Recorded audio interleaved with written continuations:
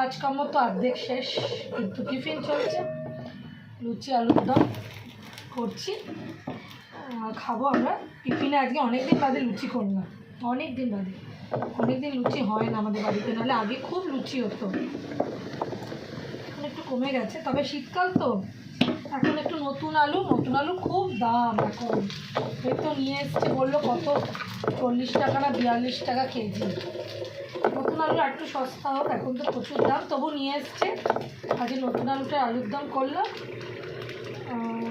অফিসেও দিয়ে দিলাম লুচি আলুর দম। অনেকদিন লুচি আলুর দম করিনি, আমাদের সবার জন্য সেটাও করলাম।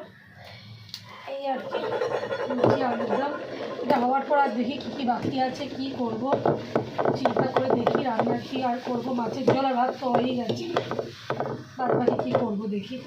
শীতকালে লুচি খেতে মজা লাগে বলো, আচ্ছা যদি হয় গরম গরম। ও তো খাবে অফিসে, একটু ঠান্ডাই পাবে, কী করা যাবে। অফিস টিফিন এগুলো নিয়ে গেলে তো গরম হবে না, এটা বলেও লাভ নেই, সবারই একই গল্প। ঠান্ডায় খাবে, কী করবি, যেমন অফিস যাবে তো ঠান্ডাই খাবে।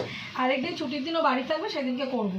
শনিবার থেকে ভাবি করবো, কিন্তু এই শীতের শনিবারগুলো তো আবার বেরিয়ে যাবো একটু, না একটু এদিক ওদিক ঘুরতে যাব, পিকনিক টাইপ করতে যাব। কে পিকনিকে যাবে, নিয়ে যাবে, এসব চিন্তা না করে নিজেরা ফ্যামিলি পিকনিক, নিজেরা 5 জন আছি, আমাদের একটা ছোটোখাটো টিম হয়ে যায়, আমরা নিজেরাই গিয়ে মোবাইল দেখি, আনন্দ করি, যা খুশি করি না কেন, আমরাই বেরিয়ে পড়বো। এইটা ওর বাবা শনিবার ছুটি থাকে, আর ছুটি বলে সুবিধাও হয়, এদের স্কুল কলেজও থাকে না, ব্যাস নিয়ে চলো বেরিয়ে পড়ো সবাই মিলে। এটা ছোটো ছেলেটা স্কুল আছে তো, ওর স্কুল গেছে আজকে ছুটি, ওর জন্য কটা করে রেখে দিলাম, বাচ্চাটা এসে খাবে। লুচি খেতে ভীষণ ভালোবাসে, ওরে বাবা হেবি ভালোবাসে লুচি খেতে, ওকে না দিলে আমারও মনটা ভালো লাগবে না আজকে, ওই জন্য আমি সবটা সরিয়ে রাখলাম। লুচি, হ্যাঁ হ্যাঁ ভালো হয়েছে। লুচি আমরা সবাই কম বেশি ভালোবাসি, আমি তো এখন খেতে পারি না, ময়দা একটু বয়স হয়েছে তো খাওয়া বারণ, তাই এমনি অন্য কিছু না, ওর বাবার না খাওয়াই ভালো, কারণ ওর বাবার তো ওইটা বেড়ে গেছে সুগারের সাথে। কিন্তু জিভটা না ভগবান এমন দিয়েছে আমাদেরকে, খাওয়ার কন্ট্রোল করাটা সত্যি একটা সাধনার ব্যাপার, যে আমি খাবো না দিনের পর দিন, এটা একটা সাধনার ব্যাপার। ওইটা ওখানে রাখলাম বলে তোমাদের সাথে একটু অসুবিধা হচ্ছে কথা বলতে, দাঁড়াও আমি ক্যামেরাটা সেট করছি, একটু আমাকে সময় দাও, ক্যামেরাটা আমি একটু সরিয়ে গিয়ে সেট করছি। আসল নিজে ক্যামেরা নিজে সেট করি তো একটুখানি সুবিধা হয়, দাঁড়াও ওয়েট করো। ক্যামেরাটা একটু দূরে করে দিলাম, তাহলে তোমাদের সাথে ঠিকভাবে কথাও বলতে পারি আর আমার ডিস্টার্বও না হয়, এই আর কি।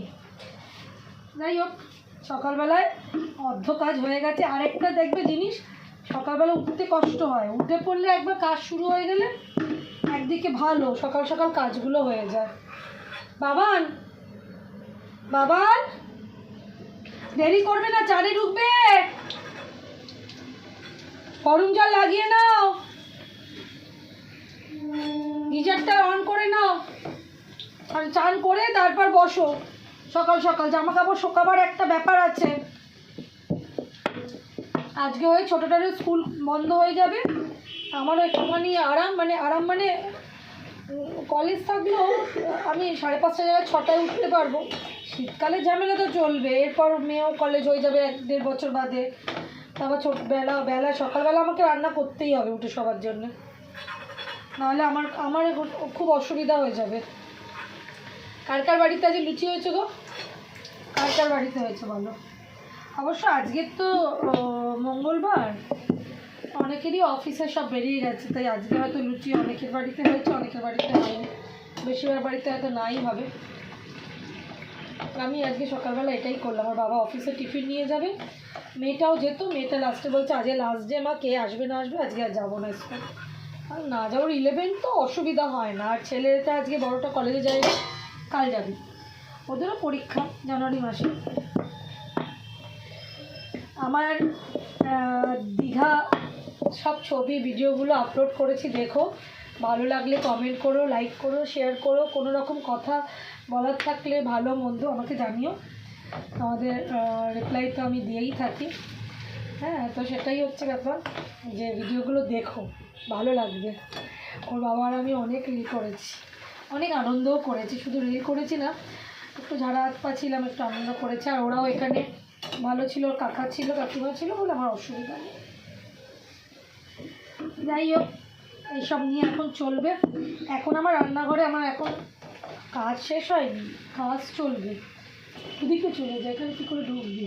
যা থালা আছে ওখানে থাক, ওদিকে চলে যা। এখানে তো এমনি তো কড়ায় তেল ঢুকতেও পারবে না কেউ।